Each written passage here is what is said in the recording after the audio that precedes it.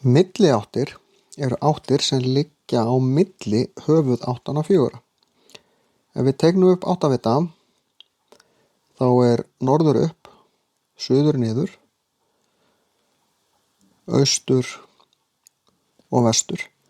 En á milli vesturs og suðurs til dæmis er suðvestur. Þetta er semst svona nokkurn veginn, eða ef við erum að fylgja þessu nákvæmlega akkurat þarna á milli. Það er alltaf 90 gráðu horn hérna á milli áttanna, þannig að þá er það á 45 gráðu horn hér á milli.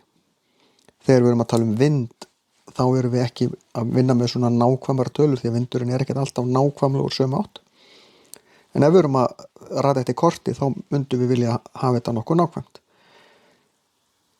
Síðan á milli suðvesturs og suðurs getur verið suðvestur. Þá er þetta sérst á milli suðurs og vesturs, en þetta er nær suðri heldur en vestri og þess vegna suðvestur. Þannig að við getum búið til endalaust svona, við förum nú yfirleitt ekki allavega svona í daglegu tali mikið lengra en í 3 áttir til þess að aðgreina, en það er ekkert sem bannar okkur í raun að fara lengra í þessu. En þetta er hægt að gera í öllum fjórðungunum 4.